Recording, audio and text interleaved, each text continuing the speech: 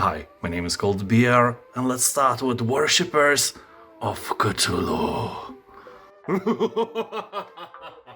Have you already sacrificed a goat for our Lord Cthulhu this morning? Wait, what do you mean by no? Shame on you, infidel! Anyway, I tried the game already and I can without a doubt say that this is an interesting city builder, where you will have to decide the fate of your followers, perform eldritch rituals and master the art of city planning, in a world where the line between sanity and madness blurs. Here you are not a harbinger of destruction, but a herald of cosmic rebirth. Your purpose is not to sow chaos, but to embrace the inevitable evolution that awaits us all. You know, at first our Lord will turn us into a fish people or something. You know, something great, maybe even into squid people, because humanity is insignificant, pitiful in its smallness and filled with weaklings. Just look at the mirror. I'm joking. Come on, please subscribe. Do it now. So our presence is only a fleeting whisper in the cosmic winds, and only by awakening Cthulhu we can transcend our feeble existence. Anyway, here you will lead the cult where your decisions shape the destiny of each follower. You will decide whether they toil, conquer, or devote their lives to dark rituals. Manage usual day-to-day intricacies of cult affairs, from proclaiming dogmas to announcing celebrations and engaging with devoted servants. All these efforts converge toward a singular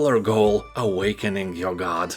That is a great idea, no doubt. What's the worst that could happen? Oh, shut up. Warstride Challenges. Here will blast hordes of demons at lightning speed in bloody gunfights across a series of increasingly intense trials. Slow time to pull off impossible headshots, bunny hop to pick up speed, slide around corners and shred foes with destructive shockwaves of your awesomeness. Or you know, die and retry to pull off the perfect run, then prove your worth on the global leaderboard to let the world know you are the greatest demon slayer. Or to be fair, probably never see your name on any of these lists. But anyway, this is the time of the era where we give awards for trying, not for actually winning. So go there and show the demons your impeccable skills of dying. Yeah. Kynseed. In this life sim you will have to raise a family, farm the land, run shops and explore a world where everyone ages. Yes, here you will live your life in a quirky world where everyone dies at the end, including your pets. What a great idea to make everyone happy, right? Anyway, heroes here are just like degrading weapons in Dying Light. When you break one, you can just take another. So no reason to be sad, because when you die here you step into the shoes of your children and continue your legacy. And then you die again, and then you continue again. Cool thing is that developers are still updating the game and not just fixing various bugs, but also adding various fun things like farmhouse customization, new challenge system with rewards, story cutscenes, and so on. On Steam, where it is possible to see playtime of reviewers, 100 hours is quite a casual thing. In general, this is a really cool spin on classic farming sim games, with so much to do and so much to see. From crafting and running a business to exploring the wilderness and meeting some marvelously malevolent monsters, Kynseed has it all.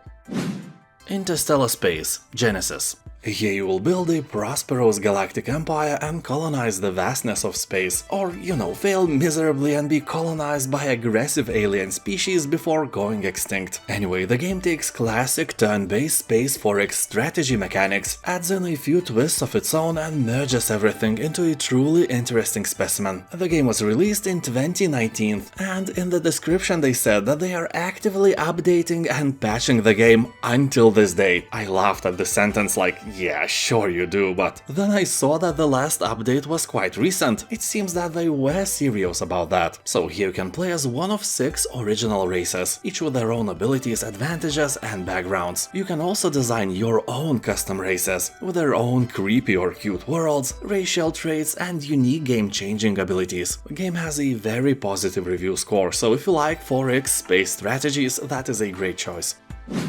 Warhammer 40k Space Marine 2.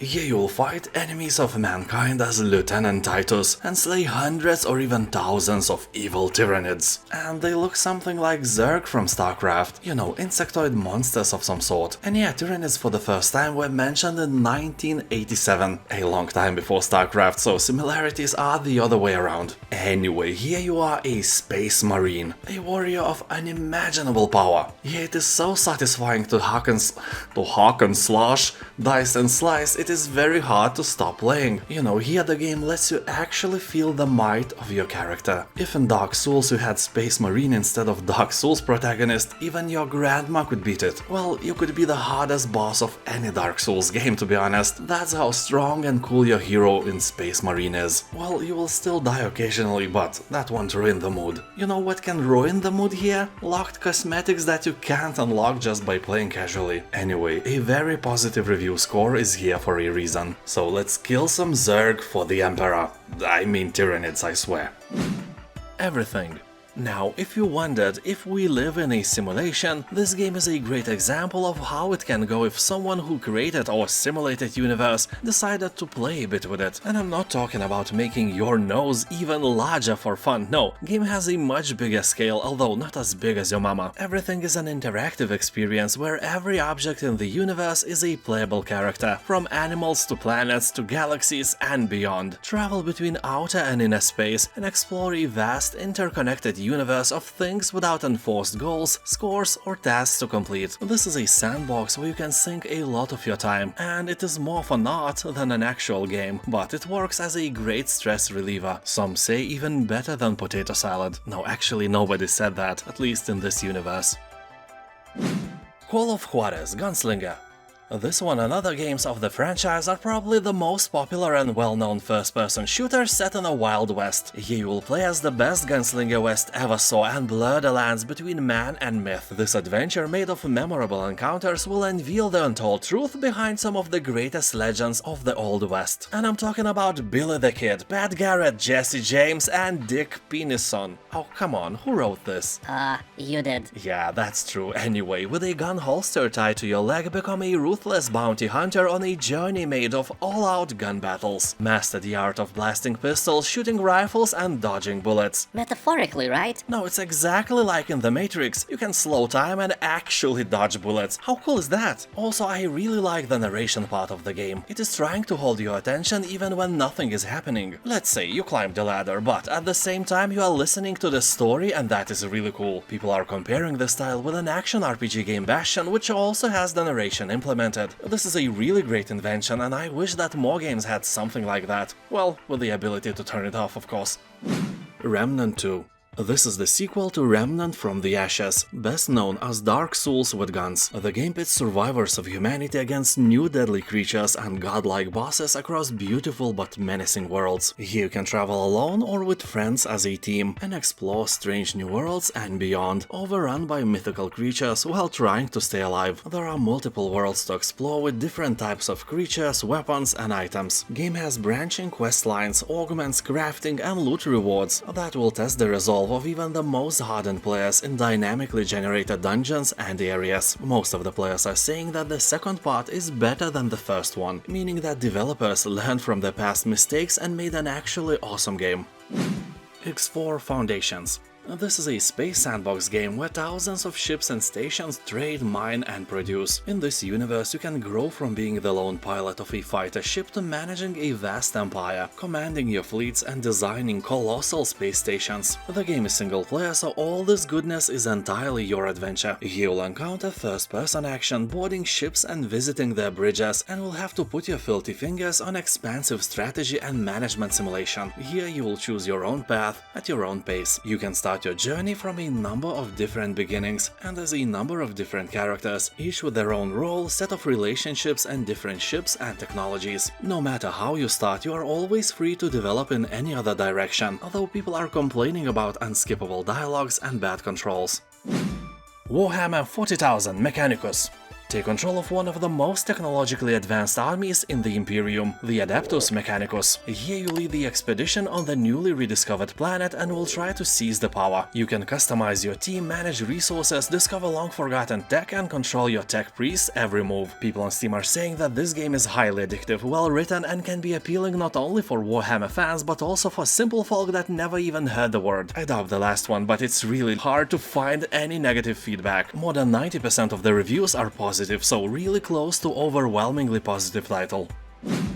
Darkest Dungeon. In this challenging turn-based roguelite RPG, you will recruit and train heroes and send them to battle in a variety of dungeons. Yeah, as always, send others to do your own job. The interesting part is that these said heroes are very, human. In-game they will battle not only enemies but also stress, fear and lack of potato salad, by which I mean hunger. So you will uncover strange mysteries and pit the heroes against an array of fearsome monsters. Game may not look like it's a lot of fun, but it is, believe me. Even though people love this game, at times it can seem punishing and unfair. But in general, Darkest Dungeon is fun if you like numbers, strategy and turn-based combat. Also, players are seeing many similarities with H.P. Lovecraft stories, like The Alchemist and famous Call of Cthulhu as well, not to mention overall dark and gloomy vibes. The Planet Crafter. The adventure here starts literally the same as in Subnautica and many other alien planet exploration games. You are falling from space in a tiny capsule that will be your only home and link to humanity. So you manage to land with all your body parts intact and may start exploring unfriendly nature around you. Well, alright, I ain't gonna lie, in the Planet Crafter you ain't gonna find any hostile enemies. It's a very relaxing game where you don't have to worry about creating new weapons to defend yourself from large alien monsters, nothing like that. Here you have to gather minerals and resources to survive, and craft all the tools you'll need in order to fulfill your mission, which is to terraform this planet and make it habitable for humans. And half of humanity has boobs, so just saying, a noble goal. Also keep in mind that this is not just a crafting game. You will explore old crashed ships and ruins and discover a planet full of mystery. If interested, keep in mind that you can play the demo version on Steam for free. Witch It. This is a multiplayer hide-and-seek game where you are tasked with seeking hidden witches that blend in with the environment. Well, or play as a witch and do all that blending yourself. At first glance, that book on a shelf may look innocent, but remember, witches can disguise themselves as any physical object, although if you turn yourself into a pizza, you will look kinda suspicious on the ground or in the bookshelf as well. You need to think where and how to blend in. Sadly, there is no ability to transform yourself into hairy balls. That is sad. Also, if you are a hunter, your perception skills will come in handy, that's no doubt. Here you'll also be able to craft new items or even your own maps to play in. Game may look a bit childish, and honestly it is, but it has around 90% of positive reviews, so a great time is almost guaranteed. And now thank you for watching, have a nice day and I'll see you next time. Bye. Subscribe. Do it.